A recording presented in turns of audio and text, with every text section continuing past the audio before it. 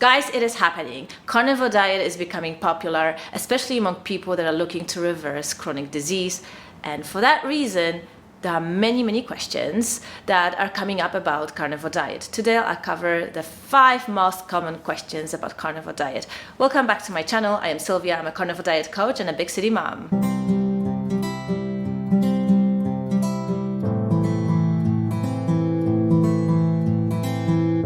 Well, the first question always is about fiber. What about fiber? How will I go to the bathroom without eating fiber? Well, it turns out that you actually don't need fiber. It isn't an essential nutrient whatsoever. In fact, you will probably do a lot better without fiber than with it. And there are countless anecdotal stories from the carnivore community that people go on the carnivore diet and their chronic idiopathic constipation get resolved within 10 to 14 days. And it's not just anecdotal. There were actually studies carried out where they made 3 groups of people with lots of fiber in the diet, some fiber and no fiber diet. And guess what?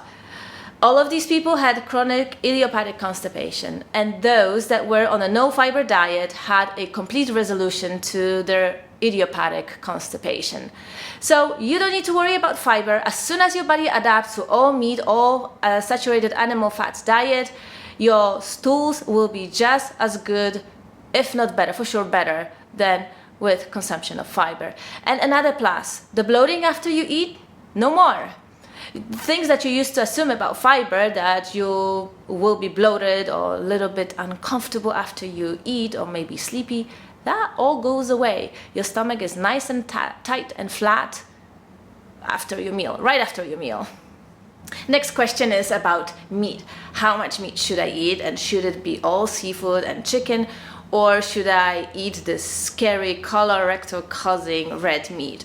Well, the answer is eat as much red meat as you desire. Yes, I know there have been studies and much of publicity about red meat causing colorectal cancer, but those studies are severely flawed, and it is a little bit too much to discuss it in this video. In fact, I have an entire video dedicated just to those studies and the result of it being an increased risk of colorectal cancer. I will link it in the description box. Check it out. But the short story is, we've been eating red meat for millennia, millions of years. We evolved eating meat.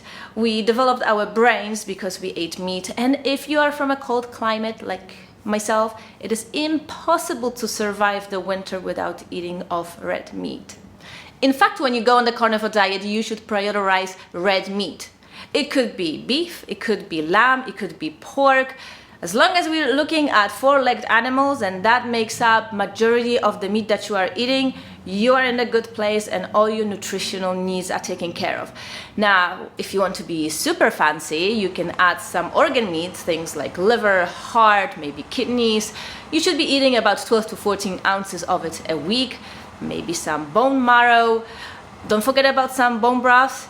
You will be fully nutritionally sufficient without having to add anything from the plant kingdom. All right, and the next question is, do I need to give up coffee when going on the carnivore diet? Let me tell you this is a very highly debated topic and point of controversy, because you can successfully do a carnivore diet and drink coffee. But if you want to be technically correct, then you should give up coffee, because coffee is from plants, from coffee bean. In fact, it is a plant insecticide that the coffee plant makes to kill the bugs that tries to eat it. If you have issues with gut, you're already at the stage of autoimmunity, allergies, you're on the carnivore diet but drinking coffee and you don't see the results that you are looking for, then you should tackle your coffee addiction. Now, if you want to use carnivore diet to lose weight, to address many of the metabolic syndrome symptoms, then you probably can drink coffee and still do carnivore diet. Lastly, if the only thing that prevents you is to give up coffee, otherwise you would go on a carnivore diet, please drink your coffee and get on the carnivore diet. You will still benefit massively. Another popular question is, how long do I have to stay on the carnivore diet? Some people think that they'll have to suffer through the carnivore diet. And to be honest, the beginnings may be very difficult. There are a lot of transition symptoms, and depending on your age, your health status, your lifestyle habits, it can be quite a ride. And so the transition symptoms can go anywhere from a week, 10 days, 2 weeks, sometimes even 3 months. And sometimes people will have a relapse to their old habits, sometimes even at 5 months. So it isn't a walk in the park, but it's definitely doable.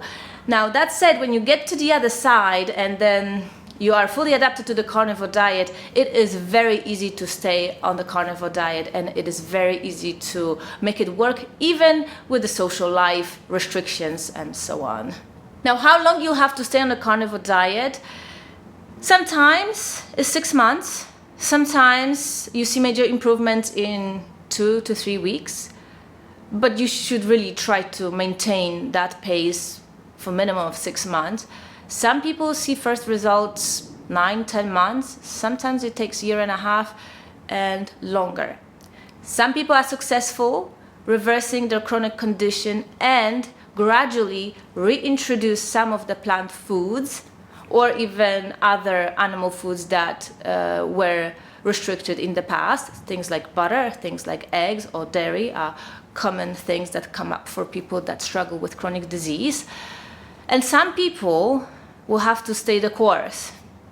There are a few cases, not that many, that I know of that the way forward for them is meat, fat, salt, and water, and not much of anything else.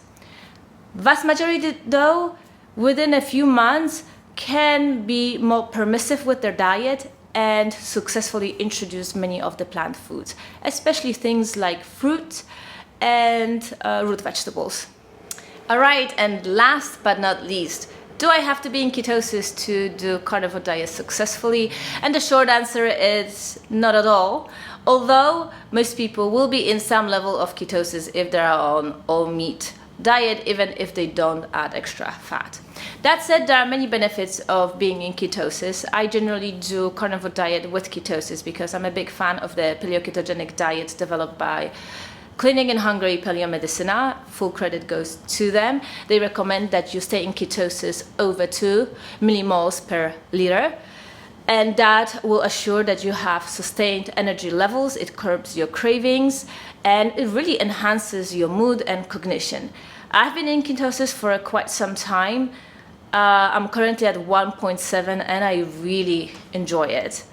I don't have the typical side effects of ketosis that people complain about, which is their sleep is not as good, or their mood isn't that good, or they generally struggle to get into ketosis and stay in ketosis, and when they are finally in ketosis, they don't feel good at all.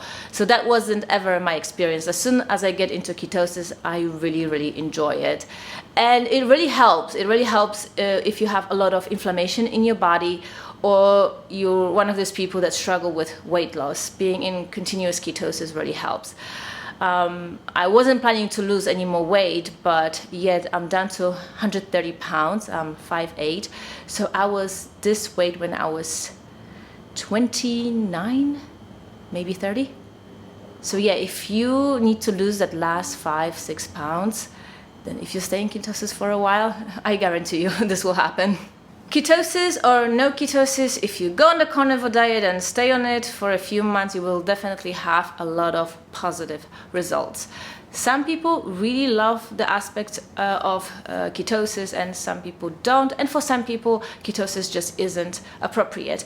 Example of that would be somebody that works out a lot and want to build muscles, and they really need a lot of proteins versus fat, and if you want to do the ketogenic diet properly, then 80 to 85% of your calories should come from fat and then the rest from protein. So for those that are in the muscle building space, that doesn't always work well. All right, so this will do it for this week's video. I've been coaching people for the last 3 years. And yeah, these are the most common questions I get from people that are considering going on the carnivore diet. If you are interested to get coached by me, I always put the links to my coaching site in the description box. Send this video to anybody that you think may benefit from this information. Hit subscribe, hit that notification bell, and I will see you in my next video. Bye!